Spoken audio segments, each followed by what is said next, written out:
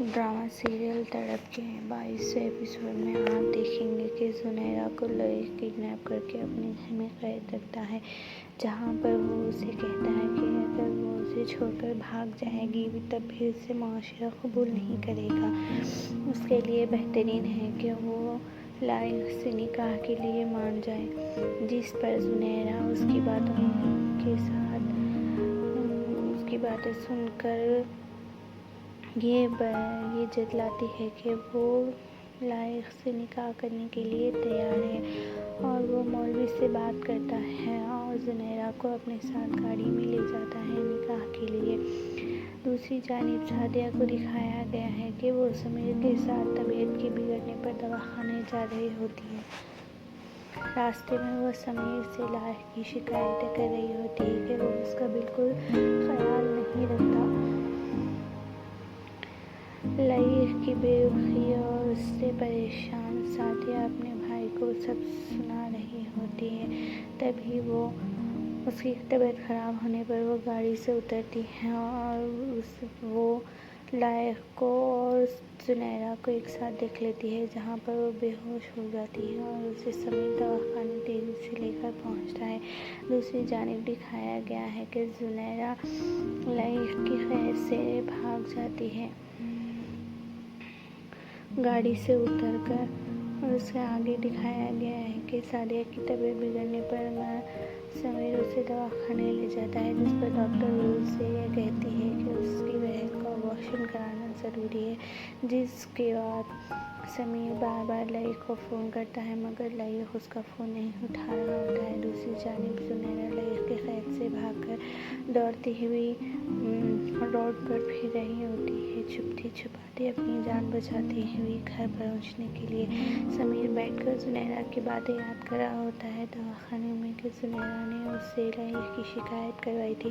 دوسری جانب زنیرہ کی نانو اور اس کی بہن زنیرہ کے تعلق سے بات کرتے ہوئے دکھائی دیتے ہیں کہ زنیرہ کے غائب ہونے کی ایک رات گزر گئی ہے، لیکن اس کو کچھ بھی پتہ نہیں چلا ہے۔ نانو اس سے کہتی ہے کہ اس کی خبر آئے، چاہے موت کی آئے چاہے زندگی کی آئے، لیکن اس کی کچھ خبر تو آئے۔ دوسری جانب زنیرہ دوڑتی ہے اپنے گھر پہنچتی ہے اور اس کا بھائی اسے دیکھ لیتا ہے اور اسے گھسیٹتے ہوئے گھر میں لے آتا ہے۔ اس کے بعد اسے نانو کے حوالے کر کے کہتا ہے کہ اس بات تک مجھے زندہ نظر نہیں آنی چاہیے، اسے آپ زہر دے دیں۔ اس کے بعد اس کے بھائی سعدیہ کے بھائی سمیر کو دکھایا گیا ہے کہ وہ ڈاکٹر اس کو سعدیہ کی حالت بتاتی ہے کہ سعدیہ پھر دوبارہ کبھی ماں نہیں بن سکتی۔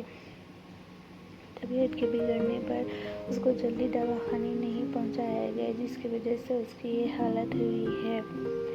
دوسری جانب زنیرہ کی بہن ہانیہ اور اس کی دادو بیٹھ کر زنیرہ سے سب پوچھ تاچھ کرتے ہوئے دکھائی دیتے ہیں۔ انہیں زنیرہ کی بات پر کچھ یقین نہیں ہوتا ہے۔ دوسری جانب وحیدہ عادل کو بھڑکاتی ہے کہ زنیرہ نے تو جو کچھ کرنا تھا کر دیا، اب اس کا نکاح اسی شخص کے ساتھ کرا دیا جائے جس کے ساتھ وہ بھاگ کر آئی ہے۔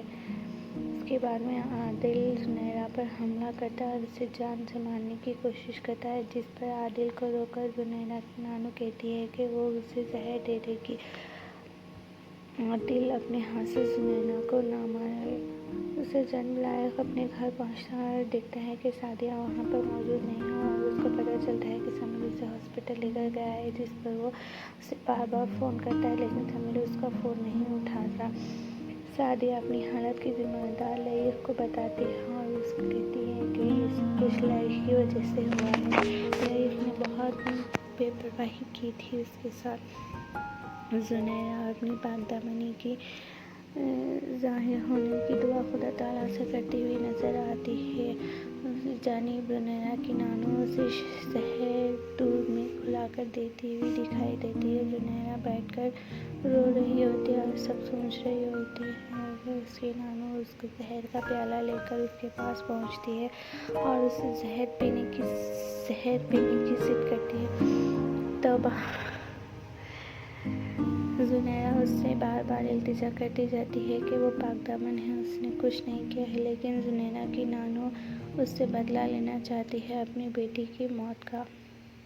زنیرہ کے ابو نے زنیرہ کی ماں کو اسی طرح زہر دے کر قتل کر دیا تھا، اسی طرح اب زنیرہ کی نانی بھی زنیرہ کو قتل کر دینا چاہتی ہے۔ زنیرہ اپنی پاک دامنی کس طرح ثابت کرے گی، یہ ہم دیکھیں گے نیکسٹ پرومو میں۔ اگر آپ کو یہ ویڈیو پسند آئی ہے تو اسے لائک کریے اور شیئر کریے اور سبسکرائب کریے، اور ہاں، نوٹیفیکیشن بیل ضرور آن کریے۔ Thank you.